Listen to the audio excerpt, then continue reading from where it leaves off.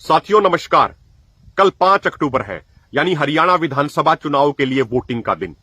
मेरी आपसे हाथ जोड़ के प्रार्थना है, कल वोट डालने से पहले उन 750 शहीद किसानों और मजदूरों को जरूर याद रखना जो 2020-21 के आंदोलन में शहीद हो गए थे। उन 34 शहीद किसानों मजदूरों को और 433 घायल किसानों और मजदूरों को जरूर याद रखना जो 13 फरवरी 2024 से शुरू हुए आंदोलन में शहीद या घायल हो चुके हैं। वोट डालने से पहले उन लखीमपुर खीरी के 4 शहीद किसानों और एक पत्रकार भाई को जरूर याद रखना जिनको भाजपा नेताओं ने अपनी गाड़ियों के नीचे कुचल दिया था। वोट डालने से पहले उन महिला पहलवानों को जरूर याद रखना जो अपने हक के लिए जब जंतर मंतर पे बैठी थी तो उनकी बात सुनने की बजाय उनको सड़कों पे घसीटा गया। वोट डालने से पहले उस 22 साल के नौजवान किसान शुभकरण सिंह को जरूर याद रखना जिसे 21 फरवरी 2024 को हरियाणा पुलिस ने गोली मार के खनौरी बॉर्डर पे शहीद कर दिया था। साथियों, जो ये किसान मजदूर भाई हमारे शहीद हुए हैं या घायल हुए हैं, ये अपने किसी निजी स्वार्थ के लिए शहीद नहीं हुए।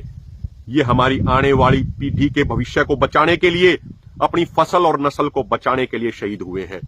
जब इन्होंने हमारे लिए इतनी बड़ी कुर्बानी दी है तो हमारी भी ये जिम्मेदारी बनती है, जब हम कल वोट डालें तो उस भाजपा के तमाम अत्याचारों को जरूर याद रखें और अपनी वोट के माध्यम से उस भाजपा को सबक सिखाने का काम करें जिसने ये तमाम अत्याचार, ज्यादतियां और जुल्म हमारे ऊपर किए हैं।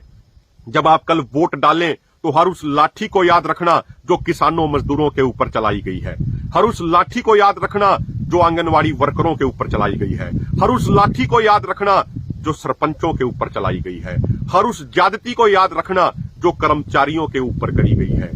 आप ये भी याद रखना कि सत्ता में बैठे लोग 4 नए लेबर कोड लेके आए हमारे मजदूर भाइयों को बंधुआ मजदूर बनाने के लिए।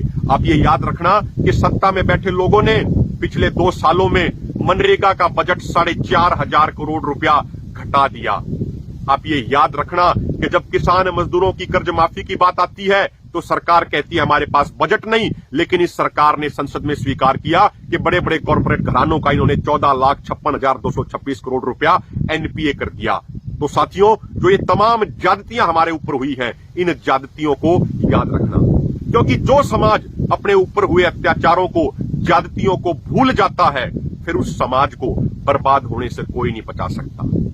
इसीलिए यदि अपना समाज बचाना है तो इन तमाम अत्याचारों को याद रखना और वोट के माध्यम से इन अत्याचारी लोगों का हिसाब किताब करने का कार्य करना।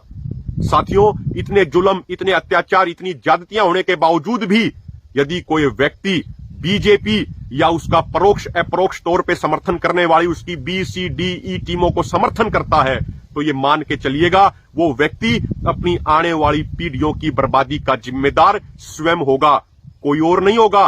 वो स्वयं अपनी आने वाली पीढ़ियों की बर्बादी के लिए जिम्मेदार होगा। इसलिए मेरी आपसे हाथ जोड़ के प्रार्थना है, जो ये ज्यादतियां हमारे ऊपर करी गई, जो ये इंजेक्टर मोर्टार हमारे ऊपर दागे गए, जो जहरीली गैसों का इस्तेमाल हमारे ऊपर किया गया, जितनी ज्यादतियां हमारे ऊपर करी गई, इन तमाम ज्यादतियों को याद रखना और अब वोट के माध्यम से ब्याज समेत इस भाजपा का हिसाब किताब करने का कार्य करना। और अंत में ये जरूर कहूंगा कि शांति और भाईचारा जरूर बनाए रखिएगा।